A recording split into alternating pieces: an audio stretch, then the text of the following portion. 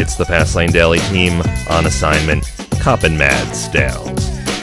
Always fresh, every day, Fast Lane Daily. It's good. You know this is 622 episodes? I know. That's a lot of Here's your episodes. tea, dork. Oh, thanks. It's Derek. Trish. Ugh. I said chamomile, not Earl Grey, Trish. You're the dork. Are we rolling? Yep. Oh. If you thought Uncle Sam was done papering the auto industry with greenbacks, think again. The orgy of auto industry cash barrels on. Who's walking away with the billions this time? We'll have more. Also, a surprising new Alfa Romeo could be on the way to Chrysler dealerships, and we've got the latest dirt on the Audi Sportback. It's been uncovered in the US, and we've got exclusive shots. All that, plus the world of racing goes up in smoke on a segment we like to call Shakedown with none other than the suit. What's up, everybody? I'm Derek D. You're checking out Fast Lane Daily, the desk edition, with a microphone. Fast Lane Daily with Derek D. Always fresh, every day. The U.S. Department of Energy this week pledged $8 billion in loans to support the production of electric cars. Ford, Nissan, and Tesla are the largest beneficiaries of the new government cash, set aside to help automakers make the transition to more fuel-efficient vehicles.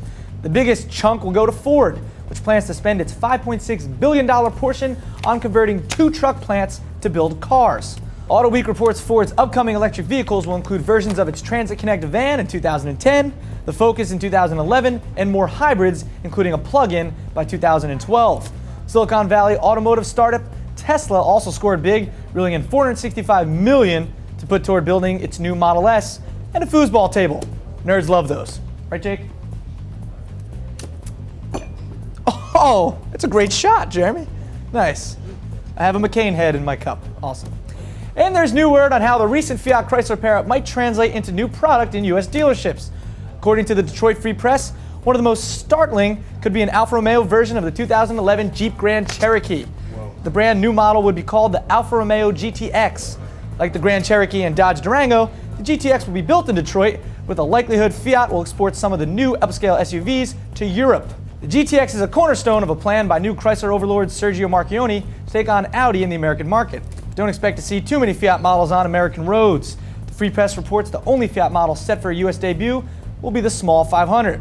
That means by 2011, you'll be able to walk into a Chrysler dealership and see a 500 that's smaller than a 300. Mathematics for the lose. You know, guys, I was terrible at math.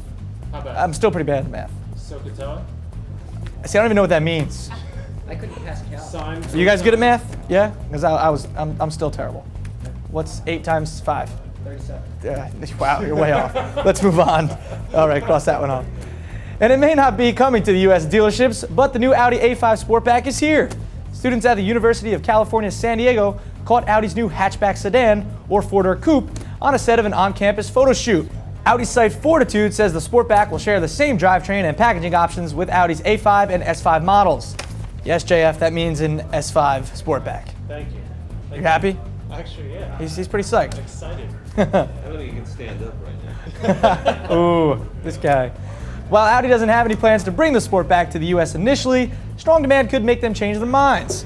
Let them know whether or not you demand it in the comments below. You can follow all the FLD nonsense on Twitter. That's twitter.com/FastLaneDaily. Also, subscribe to us on YouTube, all right? And, of course, you can friend us on Facebook. Next up, it's motorsports with twice the caffeine. It's Shakedown with the Suit Parente coming up after this. Oh man, I forgot this was in there. See that? He threw McCain's head in my drink.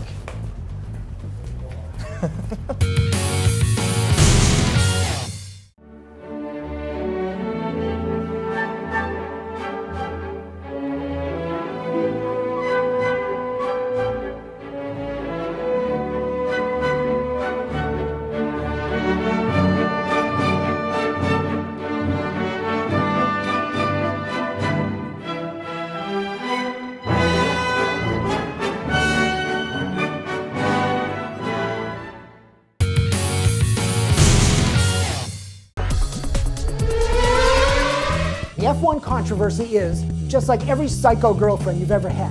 What you say? Well, tell me if these actual Formula One comments don't sound like battered relationship catcalls. You are a loony. Max Mosley, or the clinging cougar with the unicorn collection still decorating her bedroom? Your next one won't be as good as me. Max again? Or the hot chick you finally score, only to have her realize she really can do better than you? I promise I'll be nicer. McLaren's Whitmarsh saying photo will be more fan-caring? Or the selfish babe that abuses you until you threaten to bail? You need me more than I need you. Bernie to Foda, or every ex-girlfriend's final taunt. And for you married folks, there's the classic but attention-getting invocation of the lawyers. Good God, this isn't F1. This is my love life in rewind. Let's get to the Silverstone on-track action, where the best English man of the moment made his proud home country return.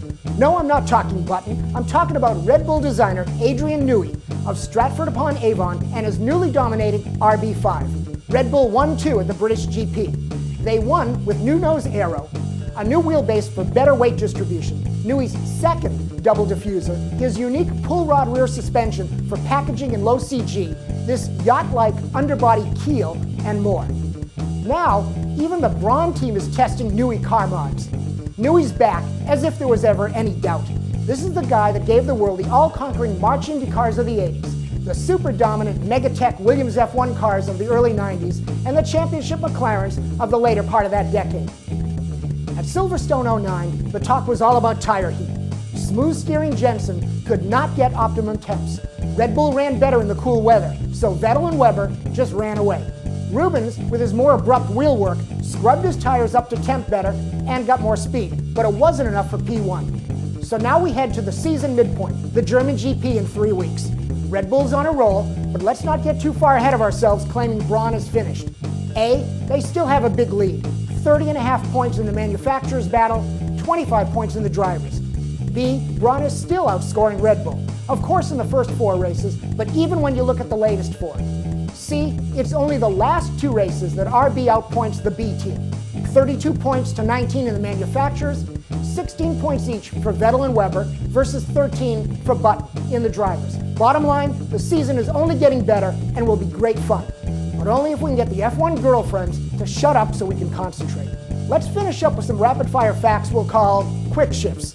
That's right, I've created a segment in a segment. Alex Zanardi proves you can take body parts, but not the talent and heart, as he won again in the WTCC for BMW, the World Touring Car Championship, recently made a little more famous by Jason Plato and this big spin save. The Aussie V8 Supercars raced, and young gun Michael Caruso and his Holden took a maiden victory and immediately sent the prize money to the GM Bankruptcy Defense Fund. We'll take a closer look at the Aussies in the near future, the cars too, which gets me to Brazilian Ana Beatriz, winner of the Indy Lights race in Iowa, her second IRL career win. A threatened Danica, who only finished 9th in her race, appeared on the podium for a turf-protecting swimsuit pose-off. This could get ugly, so we may need the MotoGP Rizzo girls for their authoritative ways. Or so the fantasy would go. Derek? Thanks, Leo, but I don't get it. How could it get ugly? Chicks dressed up in hot cop outfits? Yeah, it's gross. And don't forget, Laguna Seca next week. If I could go, I would. Hot chicks, cop outfits is a plus. Well, that about does for Fastlane Daily today. But before we go, I want to take a little video on my iPhone 3GS here, and to our Facebook fans, you guys will be able to see this video before our episode is even up. So check this out. Look, we got Alan, we got JF. We're actually filming the show right now. Ian, we got Jake right there. Here's me. What's up? How you doing? Ian, you want to take this and get the other angle? This is really cool. Yeah. All right. See? And that's what it looks like. So if you are a Facebook friend, you can watch this before the show goes up. And if you're not, well, you better friend us. I'm Derek D. You're watching Fastlane Daily, the desk edition. You guys have a good day. Trish, chamomile. Chamomile. Oh, she gave me the finger. Look at Trish. There she is. Wave. See? Oh, there we go. Show's over, folks. You have a good one.